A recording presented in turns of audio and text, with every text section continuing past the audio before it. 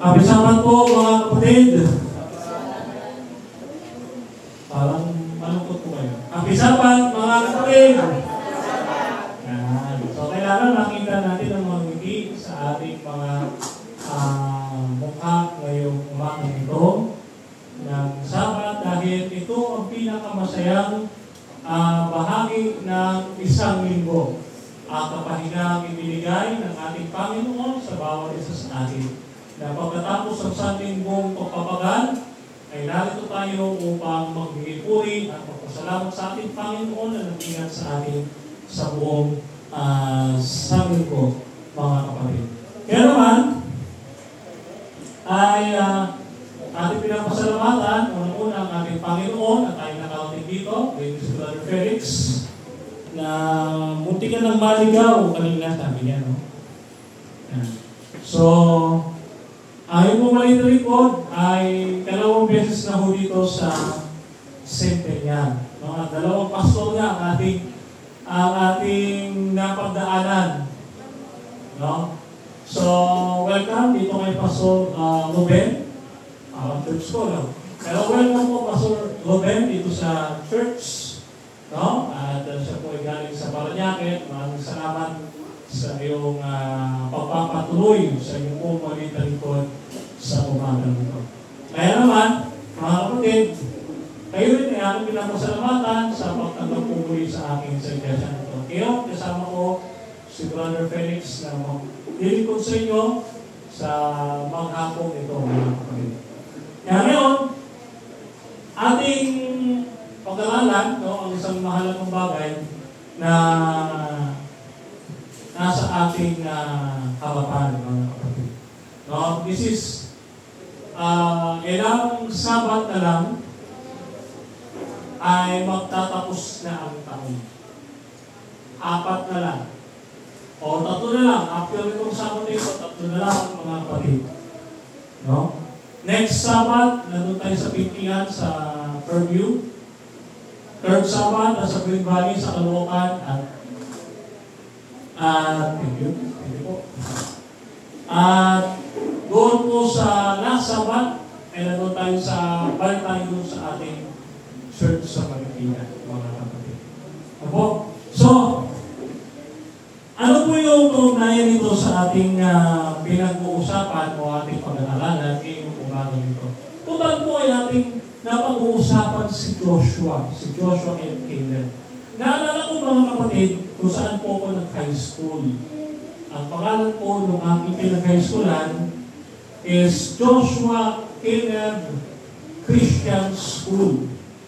That is an evangelical church, evangelical school, mga kapatid. Bagaman ako lumaki Katoliko, noon, ang aking high school, kung saan ako nag-aral, ay isang evangelical school, mga kapatid. At naalala ko si Pastor Casimiro, yung pastor na lagi ko kasama noon, when he is preaching the gospel. No? Kaya, ang pumalit na rin po talaga, lumaki po tayo na alam talaga yung mga sitas ng Bible kasi lagi ka tayo kadikit ng pastor. No, naman, mga kapatid. No? So, ano yung ating sinasabi? No? May mga tao po sa Bible, mga kapatid, may mga tao po sa Bible na sumusunod. Sino-sino pwede ba isa si Joshua yan? Pero bago natin puntahan, ang pagsunod sa Diyos, mga kapatid, ay isang pinakamahalagang desisyon sa ating buhay. Hindi ba ang sabi ng Ecclesiastes 12:13, ito ay buong katungkulan ng tao, matakot na sa Diyos at sundin mo ang kanyang mga utos. Bilang mga Adventist, ito ang pinakamahalagang desisyon na ating gagawin sa ating buhay. Bakit? Sapagkat hindi lamang ang 10 utos ang ating sinusunod, kundi yung personal na utos ng Panginoon sa ating buhay. No? Kaya naman, karamihan sa ating mga kapatid ay nakabase sa pakiramdam o sa emosyon. So we tend to make decisions to please or to impress others. Yung iba yan, anong ginagawa? nagsisimba, pero ang diwa wala kay Kristo. Kaya anong sabi ng Isaiah chapter 66? Hindi lang kumakain ng baboy ang pupunta sa isang wakas. Ano ba, mga kapatid? Sino ba? Ang sabi doon, yung nagpapakabanan. Na nagtatago sa halamanan, kumakain ng karne ng daga, ng baboy at pagkarumaluan. Bakit kasama doon yung nagpapakabanan? Kasi may nagpapakabanalan, pero hindi makita sa kanyang gawa. Lagi na sinasabi, I tend to follow Jesus. And somewhat in our actions, it's just like an invisible faith.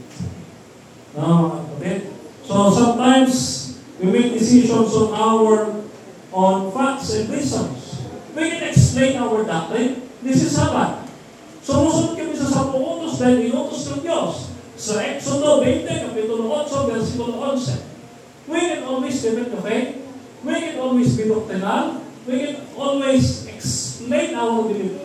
But, ano mahalaga mga kapatid? Ano nais ang Diyos?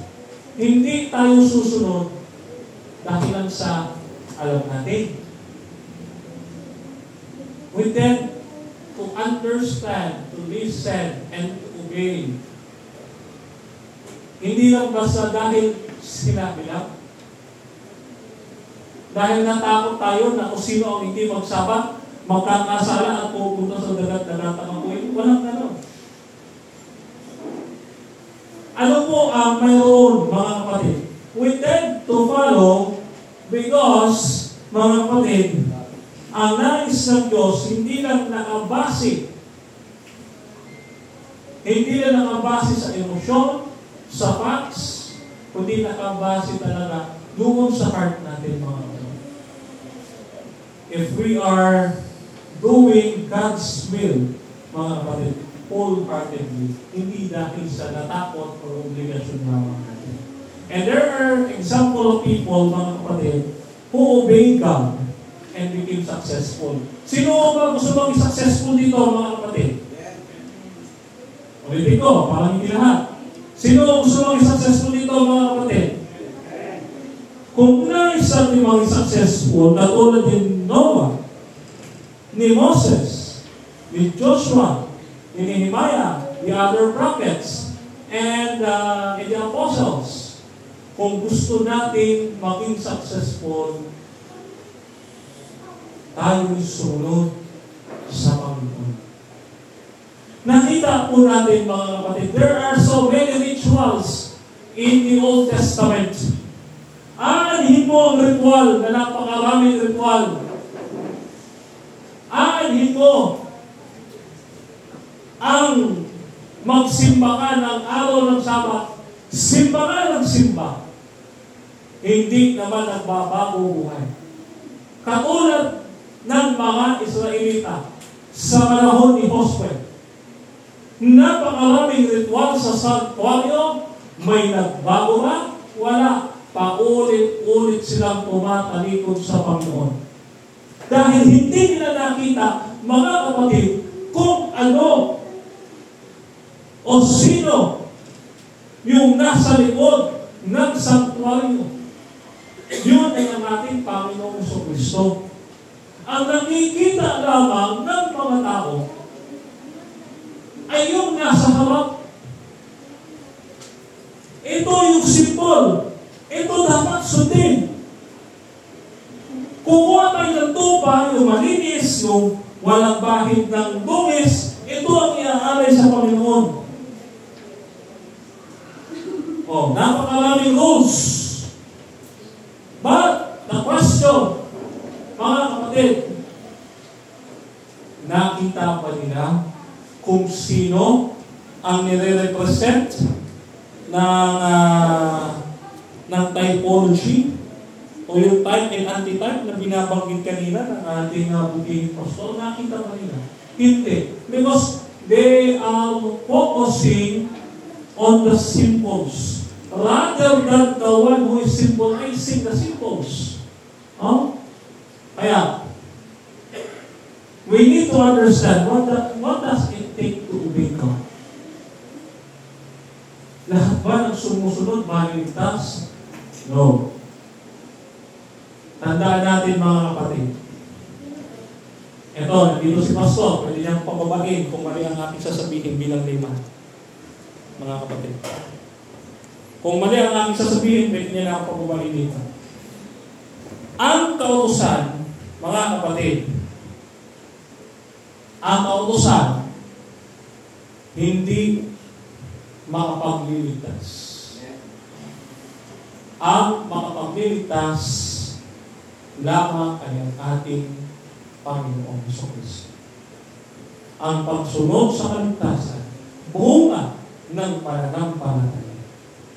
Kaya, we must believe that God is a sovereign God and controls everything at all times. Hindi tayo sumusunod, mga kapatid, o hindi tayo gumagawa ng mga bagay na ito dahil kailangan natin gawin. Kundi, mga kapatid, ipinakikita sa atin ng Diyos, kung tayo nagmamahal sa Kanya, dapat natin tuparin ang Kanyang mga utos bilang patutuo na tayo pag-ibig sa Kanya. Kaya nga ho, nauna, yung pag-ibig na kung ako'y inyong iniibig, sundin mo ang utos. Nauna yung pag-ibig kaysa sa utos. So, despite of all of this, mga kapatid, natin na ang Diyos ang may control sa lahat ng bagay, if and only if, tayo ba, mga kapatid, tatanungin ko po kayo, sumasampalataya po ba tayo na God is in control of all things, mga kapatid? Kasi minsan we tend to worry, mga kapatid. We tend sometimes to think, God, am I saved? Yes, sinabi ni Sister White, don't claim to be saved. But if you are being asked, are you saved? You will say yes. Diba? Why? Because we know that God controls everything. Wala ka nang dapat alalahanin pa. Kasi, alam na ng Diyos yung paghihirap mo, kaya tinapos niya na, siya na ang gumawa, siya na nag-fulfill. But it doesn't mean na wala kang bahagi. After God showed us an example, we should follow the example that He made, mga kapatid. So, we should trust in all things that God will work things together for the good of those who love Him and called according to His purpose. So, kaya, habang nagpapalit ang taon, ang magandang isipin natin, God is in control pa rin ng lahat ng bagay. Kahit magulo na ang mundo, mga kapatid, we should never be carried away by the things of the world. But we should prepare spiritually sa pagdating ng ating Panginoon. Hindi dapat tayo mag-alala sa mga bagay na nandito kasi this is not our inheritance. Sa ating lesson, mga kapatid, ang tinignan lang ng mga Israelita, yung lupa na ibinigay sa kanila, hanggang ngayon, pinagkikirahan nila sa Palestine. Tingnan po ninyo, mga kapatid, anong sabi ng isang politiko? Para daw matapos ang gera sa Israel, gawing estado ang Palestine. Because they want the land, mga kapatid. But this is not the inheritance that the Lord promised us. May inihanda siya para sa atin.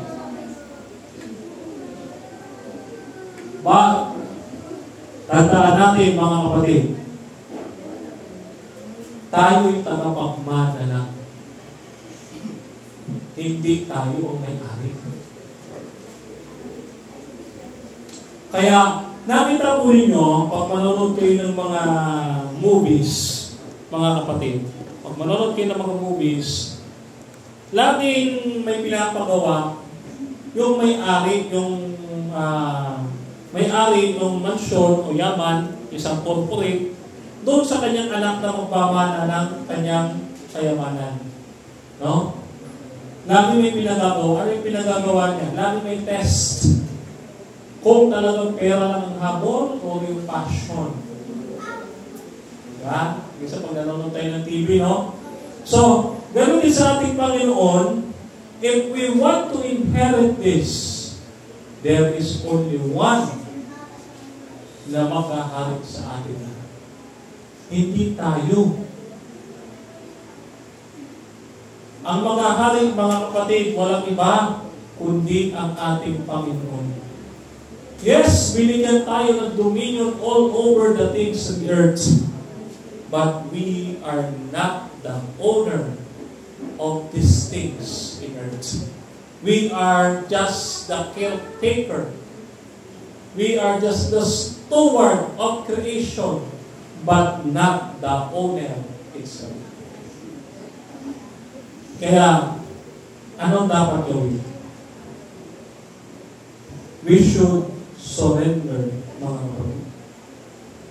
By obeying the commandment of God, doon makikilala ng Diyos na ang isang taong nagmamataas sa kanyang sarili na akala niya siya may-ari ng lahat ng bagay, inventing all things just to live peacefully.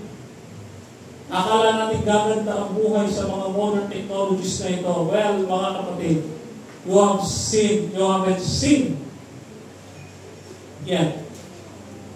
Dahil may mga masamang dulot ang mga technologies nowadays. We are inventing our life. May mga mayayaman na nagpa-project ng katawan sa pag-iisip na kapag after nilang mamatay, mabubuhay sila ulit kapag kinuryente sila. They are inventing, mga kapatid. But the reality, kaya hindi pa bumabalik ang Panginoon is just because we are not surrendering. We think that we reign as a king in our life. Isa lang ang hari at dapat maghari sa atin. Hindi yung mga politikong binibigulo natin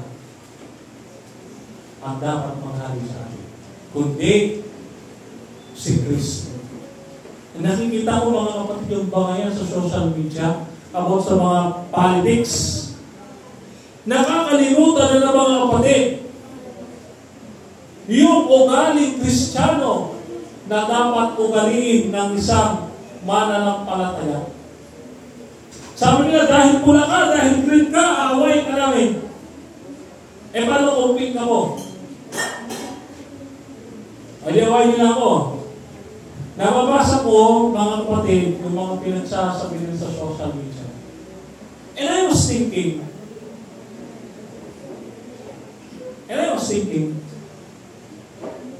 balikan natin yung sinabi natin kanina.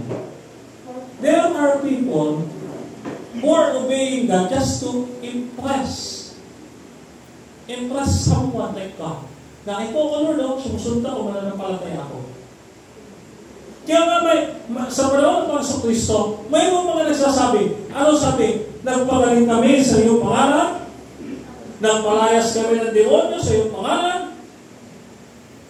at gumawa kami ng mga himala sa iyong pangalan. Ang sabi ng Panginoon, hindi ko kayo kilala. Magsilayas kayo sa ako. Kasi they are obeying, but, mga kapatid, walang Kristo, walang kaugnayan relationship sa ating Panginoon. No? So, as we pray, mga kapatid, do not miss to listen to the divine wisdom and intervention or instruction. No? So, it is very important mga kapatid na hindi lang hingi ng hingi. But we tend to ask.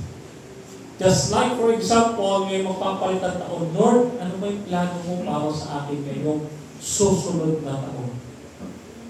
Ano ba yung gagawin ko? Ano pa ba yung gagawin ko?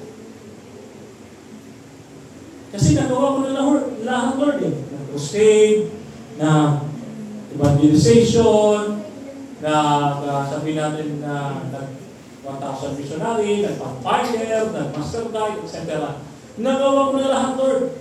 Ano pa? Alam nyo, ang sagot ng mga kapatid sa akin, Brother Denmar, isa lang ang hindi mo pa nagagawa. Ano yun? Magpastor ka. Sabi ko, pag-iisipan ko.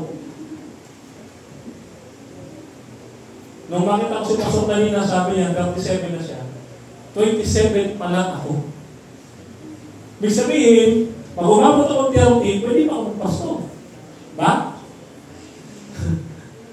So, pag-iisipan ko muna. Lagi ako ganito, mga kapatid. Alam niyo kung bakit? Napakarami ng churches tayo napuntahan, iisa sinabi, Brother Denmar, magpastor ka na. Hindi po kaya na. Alam niyo mga kapatid, gusto ko. Ito yung kagustuhan ko eh. Ranging from 1 to 10. 10 is the highest. Gaano ko gusto kong maging pastor? 9. Alam niyo, paano maging 10? Ito, ang problema. Ito. Wala tayong pera. No? Kung may pera lang, ngayon na mag-enroll na ako. Kung may pera. Ay kung wala. Ha? Yeah? So, ang pagsunod mga kapatid ay nagkukuha sa pagpapala mula sa Diyos at nagbibigay ito sa atin ng kagalakan at kapayapaan sa anumang sitwasyon.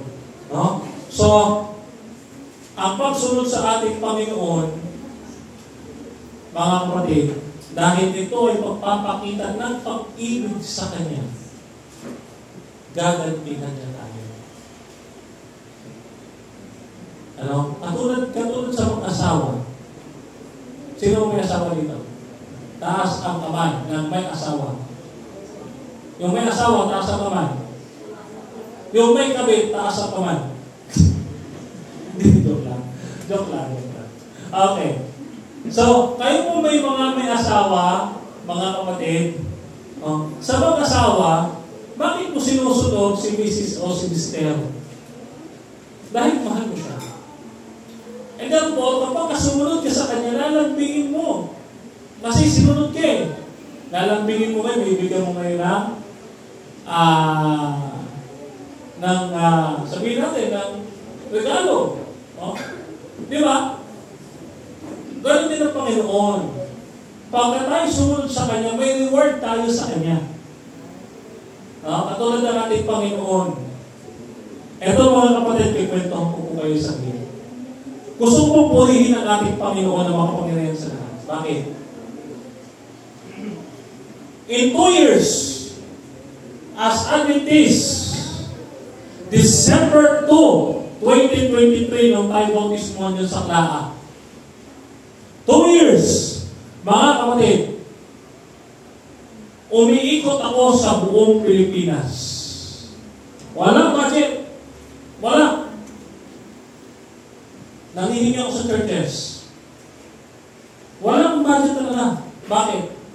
PWD ako eh. Wala akong budget. I am not working. Tingnan nyo, ito ko lang grado ko. It's 1,000. 700 ang nearsightedness, 400 ang astigmatism. Ang taas. Sabi sa akin ng doktor, mabuti na lang, nakakakita ka pa. Alam niyo mga kapatid, in 2 years, na pag-ikot-ikot ko sa mga churches para mag-testimony, ngayon lang ako nakahawak ng ganito? Laptop,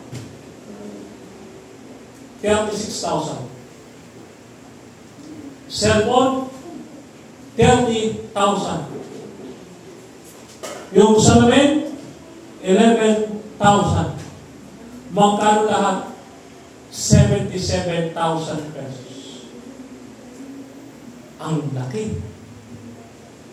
Mga kapatid. Ang laking pera nun. Paano ang Diyos na ating pinaglilingkuran na dahil lang sa ating pagsunod sa kanyang kalooban to testify for Him sa kanyang mabuti ang ginawa sa aking buhay, binigyan ako ng reward na ganito. At yung reward na yung ginagamit natin sa paglilingkod sa Kanya. Mga kapatid. Kaya kung tayo umaasa, mga kapatid, tapat ang nangako sa atin. No? Kaya, ginagamit ng Diyos sa pagsubok upang tayo ay lumakas at makapamuhay ng ayon sa Kanyang salita. At ang pagsunod ay makakahit sa ibang tao na magsuko ng kanilang buhay sa ating Panginoon Diyos. Baka tayo naghihirap habang tayo ay nandito sa sanlibutan ito ay pagsubok ng Panginoon sa atin. Kung gaano tayo ka-faithful sa Kanya. Mga kapatid. Kasi, ito lang yan eh. No? Hello, sorry.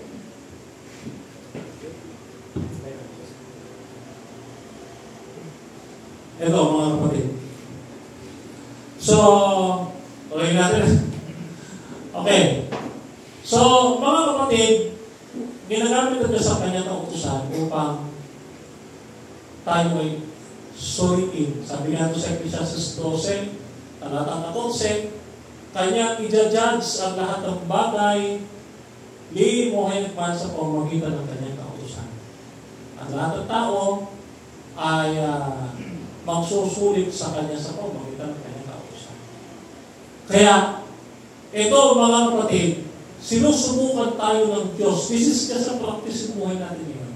This is just a practice na habang tayo ay nandito, pipiliin ba natin sundin ang ating sarili gaya ng ginawa ni Eva?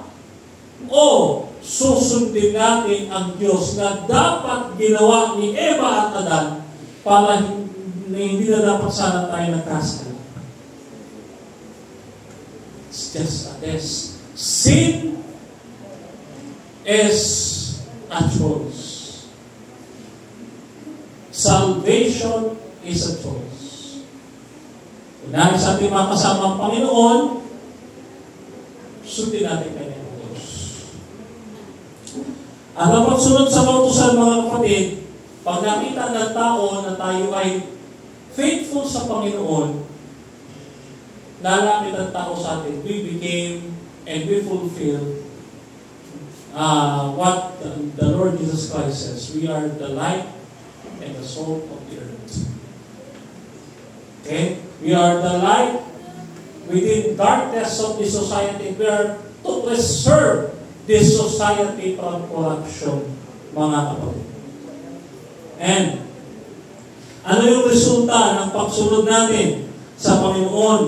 No? Makakatiyak tayo na pupunan niya lahat ng ating pangangailangan. Sa madaling salita, mga kapatid, lahat ng ating binigay sa Panginoon, ano man yung inyong naisip, ibibigay ng Diyos. Ito, yung mga binanggit ko sa inyo kanina, hindi ko hiningi. Kusang ibinigay ng Panginoon. Kaya yung papapastog, sabi ko, Lord, ko para sa'yo, papapastog, ibigay mo sa akin. Hindi ko hinihingi na, Lord, gawin mo ko pastor. Gusto ko, pero let God be God, mga kapatid. Gusto natin si Brother Denver maging pastor, but let God be God. Siya ang pumilos. Kasi siya ang may plano, may blueprint sa ating buhay. Mga kapatid. Kaya, everything na nais natin sa buhay nito, nakita natin sa iba't ibang aspeto. Si Josue, dinala sila sa Promised Land. Kung nais natin, mga kapatid, na mapunta doon sa spiritual Promised Land, sumunod tayo sa ating Panginoon. No? So, as to conclude, mga kapatid, to face the coming new year in 2026, we try to consider blessings that God has bestowed upon you and your family during this year, mga kapatid. And we hope and pray that our act of obedience will be better it was, and that our decision will no longer be compromised by human reasoning in the opinion of others or past experiences. Henceforth, mga kapatid, get on our knees, spend some time in prayer, and pay attention for what God has to say, mga kapatid. And lastly, when all was said and done, God did promise so abundant blessings. So we keep this as mere resolution in order to fully experience the amazing grace ng ating Panginoon and experience a blessed life. Mga kapatid, we must know the real meaning of the word genuine obedience. Ano yung genuine obedience, mga kapatid? Genuine obedience is to surrender our life. Kung mahal mo siya, isuko mo na. Kung tunay kang nagmamahal, ipaubaya mo lahat. Katulad ng ginagawa ko, mga kapatid. Nung iniwan ako, dahil mahal kita, papaubaya kita sa Kanya. Ganun ang gawin natin. Piliin natin kung saan tayo maging masaya. Yun ang bilin sa akin ng Kristo. Piliin mo maging masaya. Saan tayo masaya? Ang sumunod sa ating Panginoon. Kaya, mga kapatid, pinakapaghuli,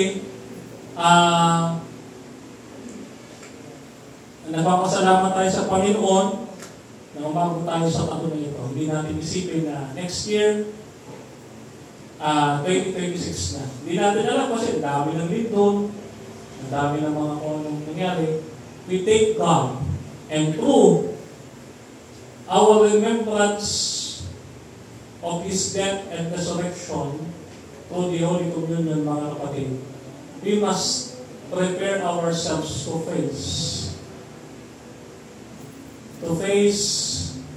yung reality, mga kapatid, that if we obey the Lord, we should trust Him. Kaya may kanta, trust and obey. So yun, mga kapatid, kayo po ay aking iniiwanan sa mapagpalang kamay ng ating Panginoong Diyos. At kayo patuloy na sumampalataya na si Jesus ay namatay, si Jesus ay nabuhay, at si Jesus ay muling babalik sa wakas ng panahon. Kaya mga Adventist, mga kapatid, ayoko po may maiiwan sa atin. Maganda po tayo sa ating pagsalubong sa ating Panginoon. Kaya naman, kapayapaan ng Panginoon ang sumayinyong lahat, mga kapatid. At kayo pagpalain ng ating Panginoong Diyos, ng Ama, at ang Anak at ang Espiritu Santo, mga kapatid. Happy Sabbath sa ating lahat.